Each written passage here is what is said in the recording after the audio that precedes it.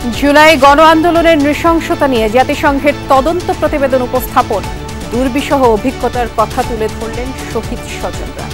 My younger brother, Mir Mahfuzur Rahman Mugdho, was shot in the forehead during the uprising. His death made headlines worldwide because we refused to stay silent, unlike many who had to. Bharat ফেরত না দিলেও বিচার হবে শেখ হাসিনার যথেষ্ট তথ্য প্রমাণ আছে সরকারের কাছে। স্কাই নিউজের সাক্ষাৎকারে ডক্টর ইউনুস। বিচারের সাথে ভোটের সম্পর্ক নেই বললেন আমির খসরু। কোনো চাপে নেই ট্রাইব্যুনাল, জানালেন চিফ প্রসিকিউটর। শপথ নিলেন নতুন শিক্ষা উপদেষ্টা CR আবরার। উৎসব সহ সব ভাতা বাড়ছে এমপিওভুক্ত শিক্ষক কর্মচারীদের। নতুন দল এনসিপির ভারত বা পাকিস্তানপন্থী না হওয়ার ঘোষণা ইতিবাচক বলছেন বিশ্লেষকরা। বড় চ্যালেঞ্জ ভারসাম্যপূর্ণ কূটনীতি বজায় রাখা। পদ্মা সেতুর ভূমি অধিগ্রহণে দুর্নীতির সন্ধান, ভুয়া রেকর্ড ও জালিয়াতির মাধ্যমে অর্থ লোপাট হয়েছে বলছে দুদক।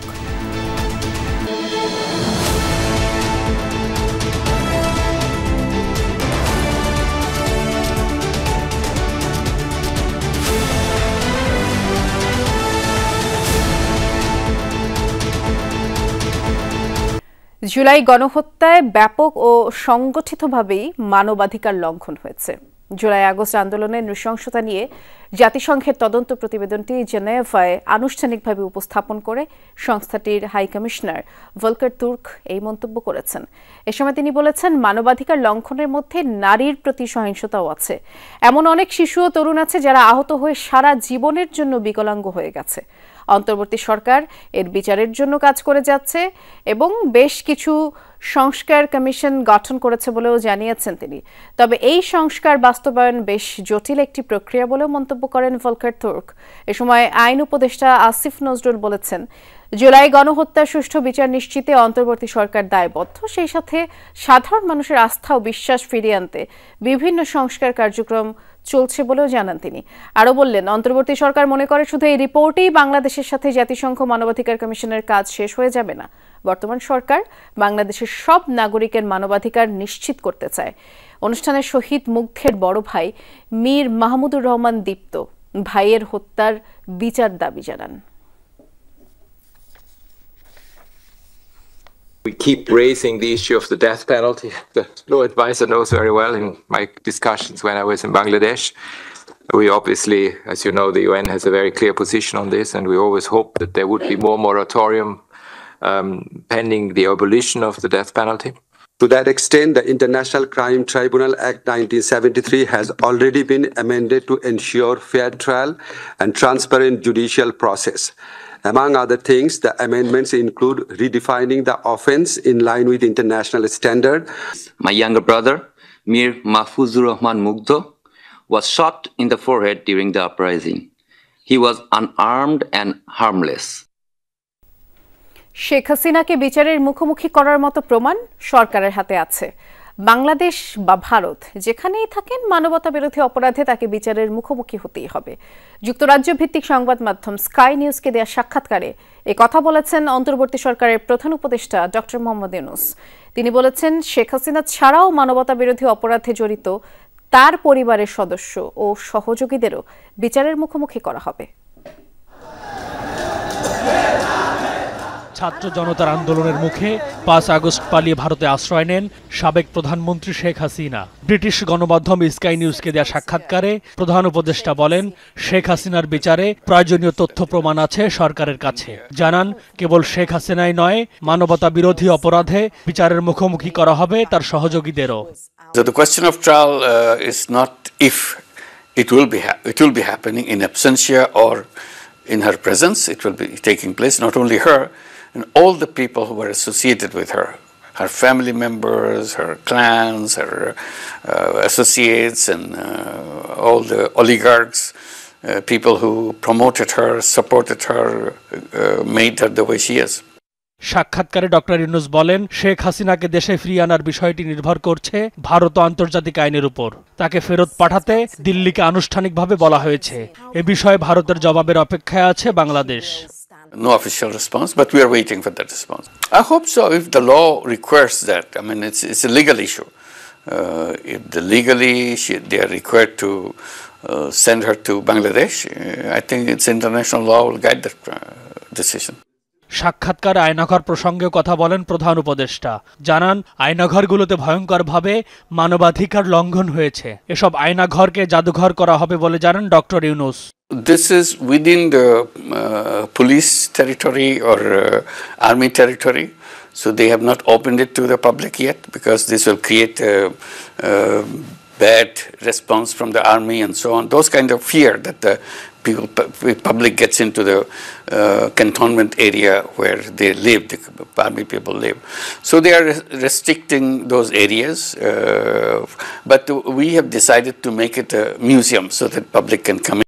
স্কাই নিউজে দেয়া সাক্ষাৎকারে উঠে আসে রোহিঙ্গা সংকটের বিষয়টিও। প্রধান উপদেষ্টা জানান, রোহিঙ্গাদের মিয়ানমারে ফেরাতে আন্তর্জাতিক বিভিন্ন সংস্থার সাথে আলোচনা চলছে।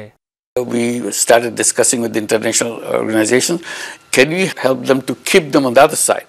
Do everything that you do on this side, but it will be on the other side, so that they are not pouring into Bangladesh territory. M A Aziz, Jamuna news, Dhaka. বিচারের সাথে নির্বাচনের কোনো সম্পর্ক নেই, বরং নির্বাচিত সরকার শেখ হাসিনা সহ আওয়ামী লীগের অপরাধীদের শাস্তি নিশ্চিতে জাতির কাছে প্রতিশ্রুতিবদ্ধ থাকবে। নাগরিক পার্টির নেতাদের মন্তব্যের জেরে এই কথা বলেছেন বিএনপির স্থায়ী কমিটির সদস্য আমির খসরু মাহমুদ চৌধুরী। বলেছেন, যারা নানা ইস্যু সামনে এনে জাতীয় নির্বাচন পিছিয়ে দিতে চায় তাদের চরিত্র ফ্যাসিবাদী সরকারের মতোই।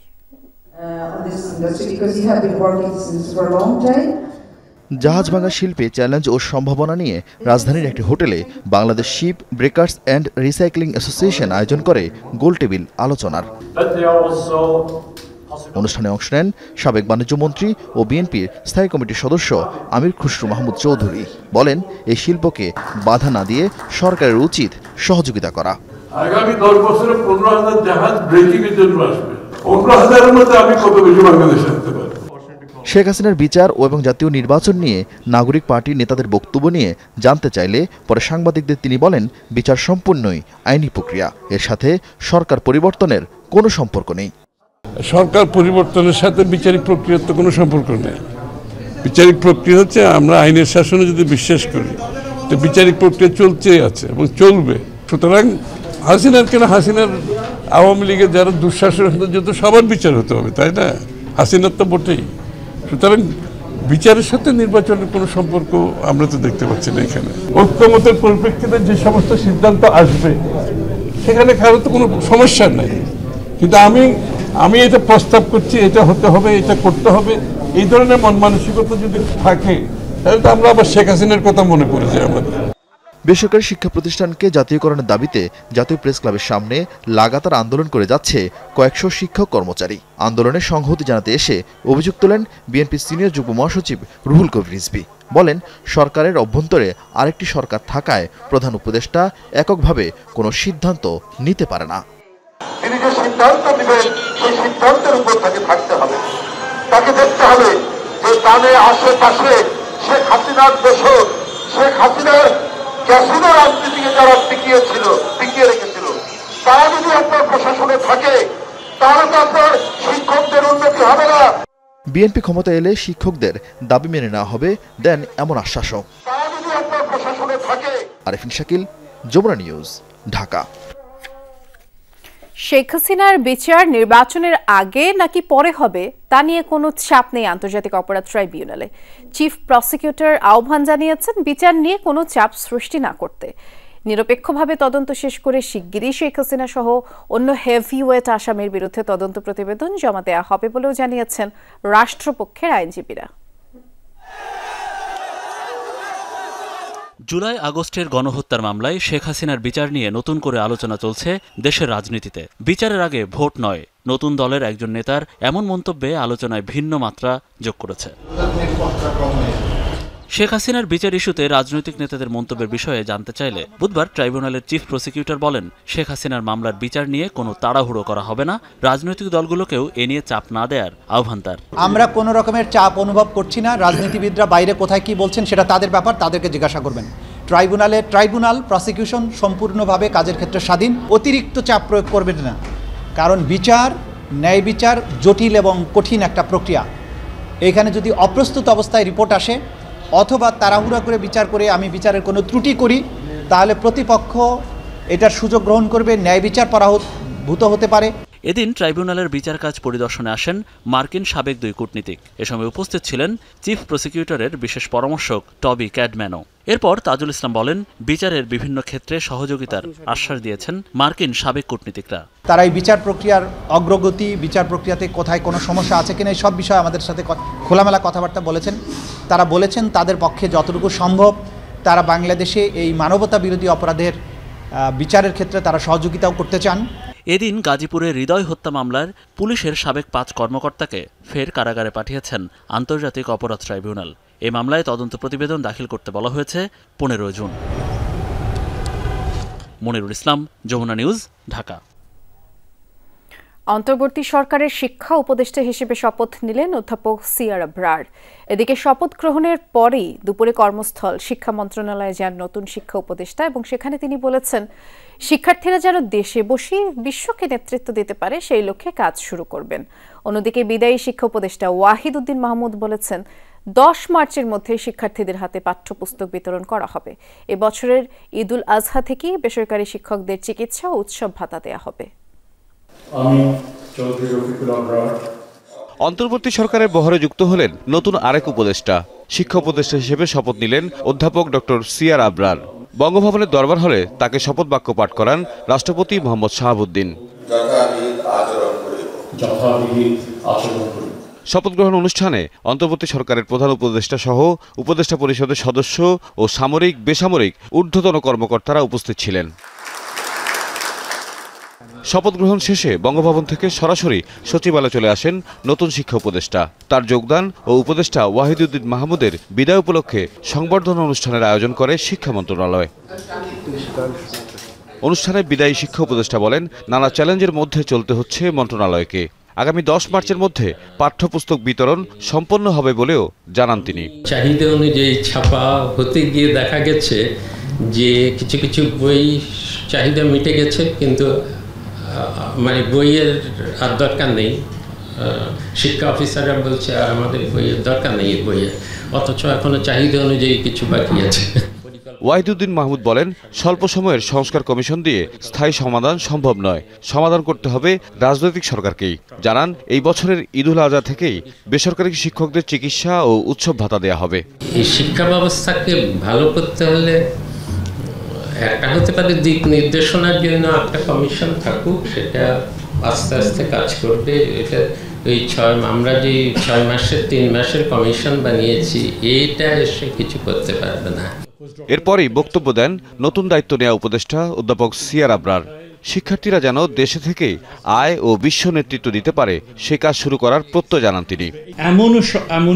এমন শিক্ষা ব্যবস্থার স্বপ্ন দেখি যেখানে আমাদের ছাত্রছাত্রীরা দেশের ভেতরেই তাদের ভবিষ্যৎ দেখতে পাবে এবং বাংলাদেশ থেকেই বিশ্বকে নেতৃত্ব দেবে।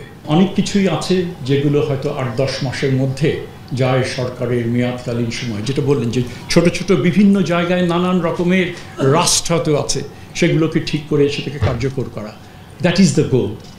বক্তব্য শেষে ফুল দিয়ে বিদায়ী উপদেষ্টাকে অভিবাদন আর নতুন উপদেষ্টাকে স্বাগত জানান মন্ত্রণালয়ের কর্মকর্তারা। তৌহিদ মিথুন, যমুনা নিউজ, ঢাকা। ঘোষণাপত্রে ভারত কিংবা পাকিস্তানপন্থী না হওয়ার কথা স্পষ্ট করেছে নতুন দল জাতীয় নাগরিক পার্টি। কেবল বাংলাদেশের পক্ষে থেকে স্বার্থ রক্ষা করার স্পষ্ট ঘোষণা দিয়েছে দলটি। আর এই বিষয়টিকে জন আকাঙ্ক্ষার সাথে সঙ্গতিপূর্ণ এবং ইতিবাচক হিসেবেই দেখছেন কূটনৈতিক বিশ্লেষকরা। তবে পরিবর্তিত বিশ্ব বাস্তবতায় ভারসাম্যপূর্ণ কূটনীতি বজায় রাখাটা বড় চ্যালেঞ্জ বলেও মত তাদের। জুলাই অভ্যুত্থানে নেতৃত্ব দেয়া শিক্ষার্থীদের দল জাতীয় নাগরিক পার্টি আত্মপ্রকাশ অনুষ্ঠানে যে ঘোষণাপত্র উপস্থাপন করেন দলের আহ্বায়ক নাহিদ ইসলাম, সেখানে ছিল দলটির কূটনীতি চিন্তার প্রতিফলনও। বাংলাদেশে ভারতপন্থী পাকিস্তানপন্থী কোনো রাজনৈতিক ঠাঁই হবে না। নতুন রাজনৈতিক দলের শুরুতেই এমন অবস্থান জানান দেয়া কি বার্তা দিচ্ছে? নাকি এমন ঘোষণা কেবলই জোট আর ভোটের মাঠে জনপ্রিয়তা পাওয়ার কৌশল? বিশ্লেষকরা বলছেন, বড় দলগুলোর শাসনামলে বিদেশ নীতিতে অনেক সময়ই উপেক্ষিত থেকেছে বাংলাদেশ ও এদেশের মানুষের স্বার্থ। সে কারণেই নাহিদদের এমন অবস্থান রাজনীতির আলোচনায়।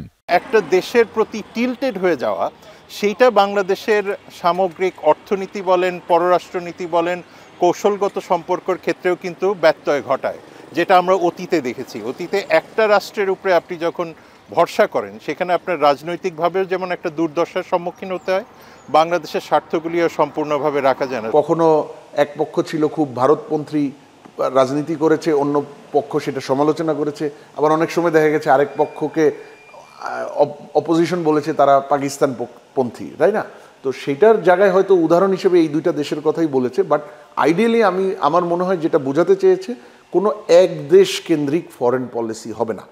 একদিকে প্রতিবেশী ভারত ও মিয়ানমারের সাথে সম্পর্কের টানাপোড়েন, অন্যদিকে পাকিস্তানের সাথে দীর্ঘদিনের বৈরিতা কমানোর চেষ্টা অন্তর্বর্তী সরকারের।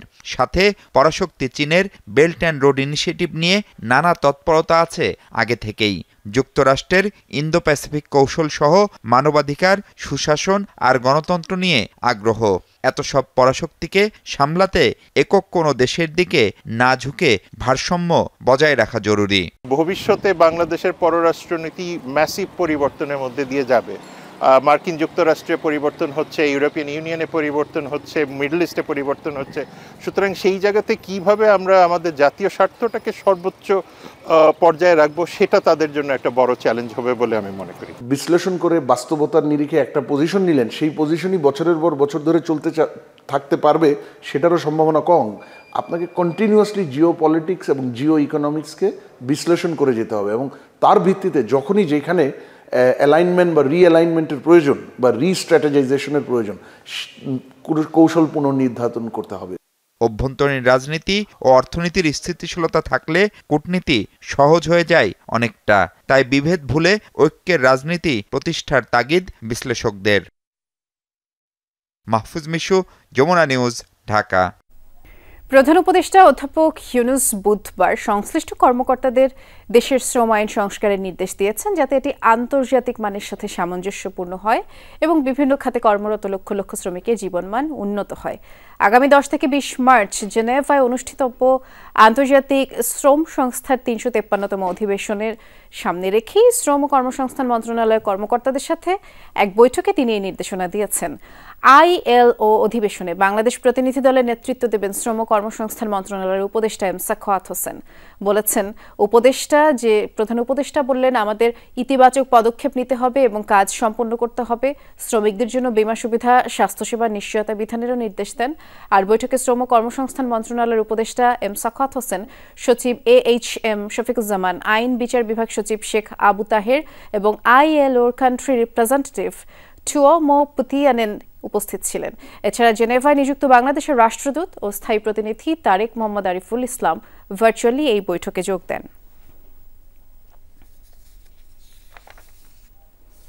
পদ্মা সেতুর ভূমি অধিগ্রহণে দুর্নীতি পেয়েছে দুদক। এ ঘটনায় 23 জনের বিরুদ্ধে মামলা হয়েছে। একই দিন সাবেক মন্ত্রী গোলাম দস্তগীর গাজী এবং তার স্ত্রী হাসিনা গাজীর বিরুদ্ধে 288 কোটি টাকা সন্দেহজনক লেনদেনের অভিযোগে পৃথক দুটি মামলা করেছে সংস্থাটি। ক্ষমতাচ্যুত আওয়ামী লীগ সরকারের অগ্রাধিকার প্রকল্প ছিল পদ্মা সেতু। প্রায় 32,000 কোটি টাকার প্রকল্পে বড় অংশই ছিল ভূমি অধিগ্রহণ এবং পরামর্শক নিয়োগে ব্যয়।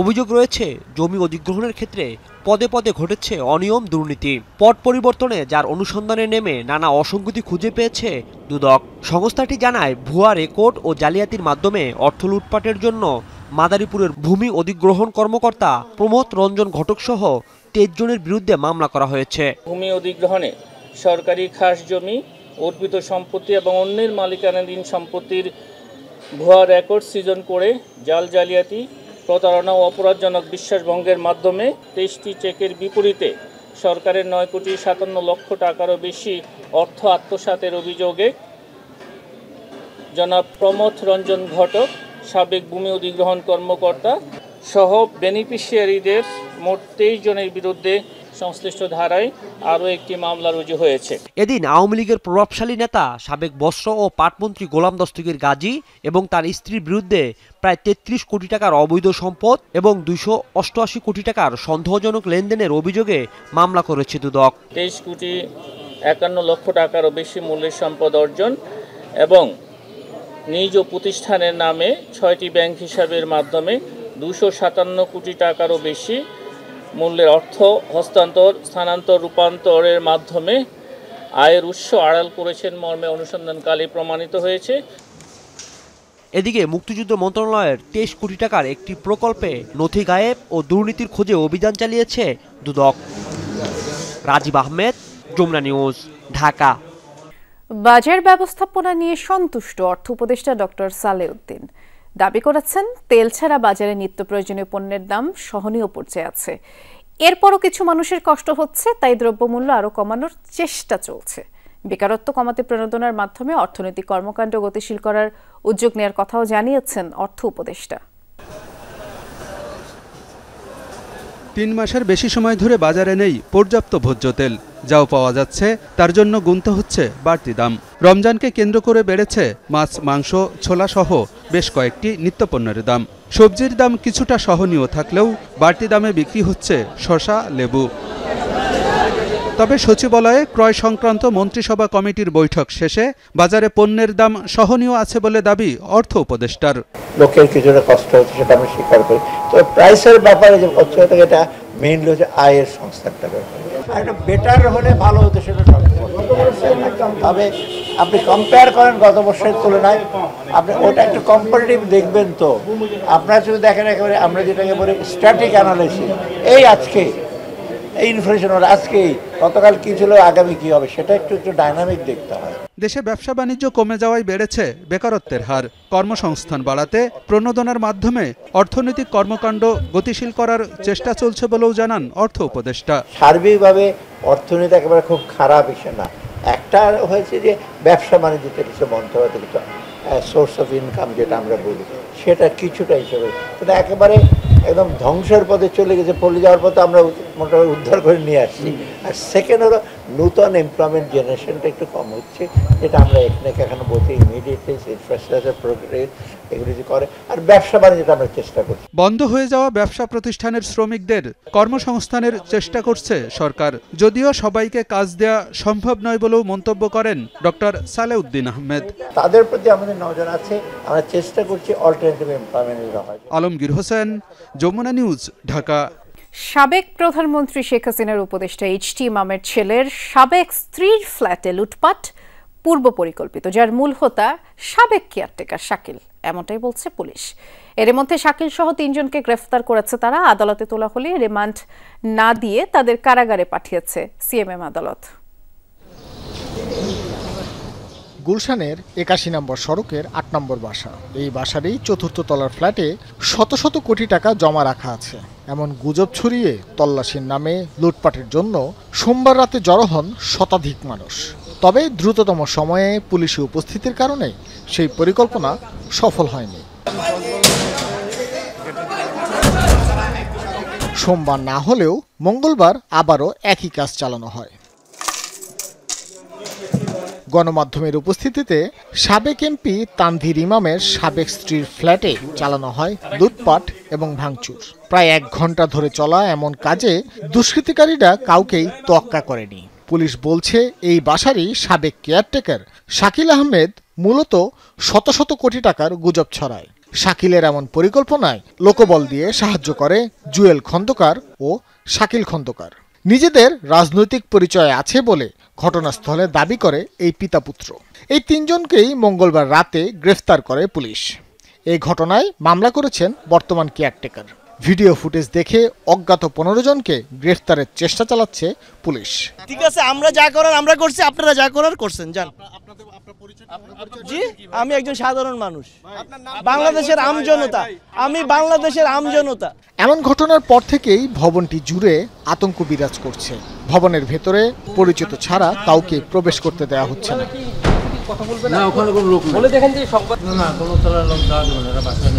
কূটনৈতিক পাড়া হিসেবে পরিচিত এই 81 নং সড়কের 2 পাশে বাংলাদেশে চাকুরিরত অসংখ্য বিদেশি নাগরিকের অবস্থান। পুরো এলাকা জুড়ে বিরাজ করছে আতঙ্ক। গুলশানের ৮১ নম্বর এই সড়কটি রাজধানীর অন্যতম অভিজাত এলাকায় পড়েছে, যেখানে নিরাপত্তা ব্যবস্থার কোনো সংকট নেই। কিন্তু তারপরও মঙ্গলবার রাতে ঘটে যাওয়া ঘটনার বিষয়ে স্থানীয়রা কেউই কথা বলতে রাজি নয়। পরিস্থিতি এমন যে সব পক্ষের উপর থেকেই বিশ্বাস হারিয়েছেন তারা। পুলিশ বলছে মঙ্গলবার রাতেই তাদের কাজ শুরু হয়েছে। তবে একই ঘটনার পুনরাবৃত্তি কেন রোধ করা গেল না সেই বিষয়ে কোনো সদুত্তর নেই পুলিশ কর্মকর্তাদের কাছে। অ্যাজ এ ল এনফোর্সার আমরা যেটা জানি বা আমরা যেটা বলেছি, আমরা যেটা বুঝি যে এইভাবে কোনোখানেই কোনো সার্চ করার কোনো সুযোগ কোনো জনতার নেই। ছাত্র জনতা যেই পর্যায়েরই হোক কারোরই কোথাও নেই। এইটা কনসার্ন অথরিটির অ্যাপ্রুভ নিয়ে কোর্টের অনুমোদন সাপেক্ষে সেটা সংশ্লিষ্ট ল এনফোর্সমেন্ট অথরিটি তারা এটা করতে পারে। বুধবার বিকেলে এই ঘটনায় আটককৃত ৩ আসামির রিমান্ড ও জামিন আবেদন নাকচ করে তাদের কারাগারে পাঠানোর নির্দেশ দিয়েছে সিএমএম আদালত। ভাস্কর ভাদুরী, যমুনা নিউজ, ঢাকা। 7 দিনের সময় দিয়ে গাবতলী বেড়িবাঁধ এলাকায় অবৈধ স্থাপনা উচ্ছেদ অভিযান স্থগিত করেছে ঢাকা উত্তর সিটি কর্পোরেশন। সকালে অবৈধভাবে বসানো দোকান গুড়িয়ে দেওয়ার পাশাপাশি ইটের গদিঘরও ভেঙে দেওয়া হয়। পরে ডিএনসিসির প্রশাসক জানিয়েছেন এই জায়গাগুলো বৈধভাবেই ভাড়া দেওয়া হবে। তবে যারা দোকান বসিয়েছেন তাদের দাবি হাট ইজারাদাররা এই জায়গা ভাড়া দিয়েছে। দীর্ঘদিন পর উচ্ছেদে এসেও অভিযান স্থগিত করতে হলো ঢাকা উত্তর সিটি কর্পোরেশনকে। কারণ অবৈধ দোকানীদের নোটিশ না দেয়ায় তোপের মুখে পড়তে হয় সিটি কর্পোরেশনের প্রশাসককে। এর আগে গুড়িয়ে দেওয়া হয় 20 থেকে 25টি দোকান।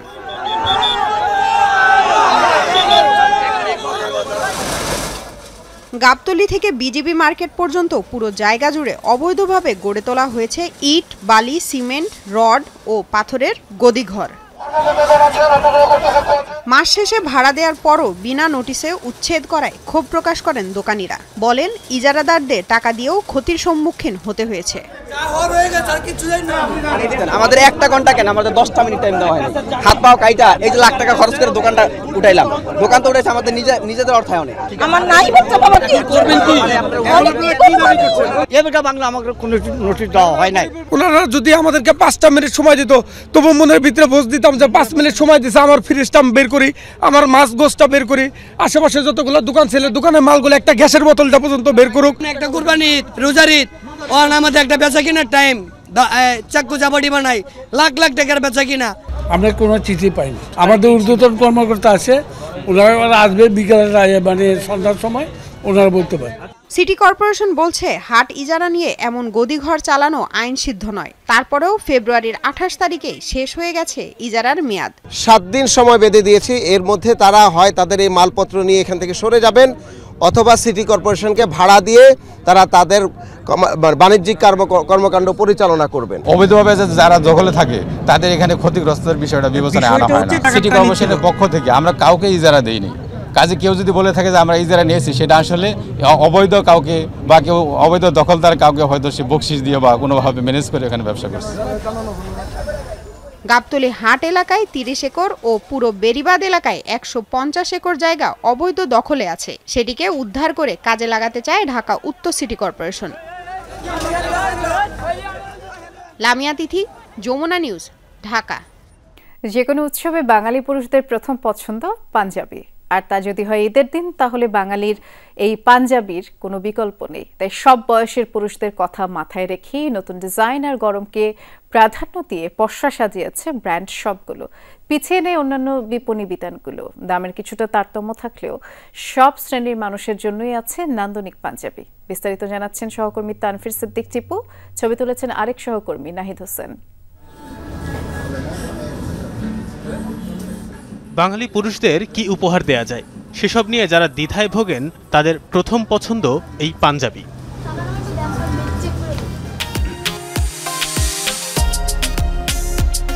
সামনে ঈদ, তাই বাহারি ডিজাইনের নতুন কালেকশন নিয়ে হাজির ব্র্যান্ড শপগুলো। চলছে বসন্ত, সেই সাথে রোদের প্রকোপ, তাই দেখতে সুন্দর আর পরতে আরাম এমন কাপড়কেই দেয়া হচ্ছে প্রাধান্য।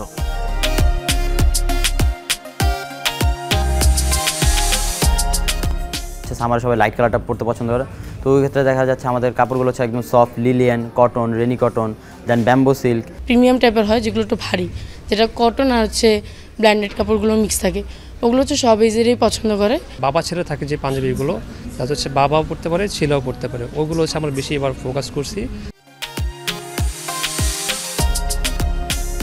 ঈদকে সামনে রেখে পরিবারের নানান বয়সী সদস্যদের চাহিদার কথা মাথায় রেখেই ক্রেতারা করছেন কেনাকাটা।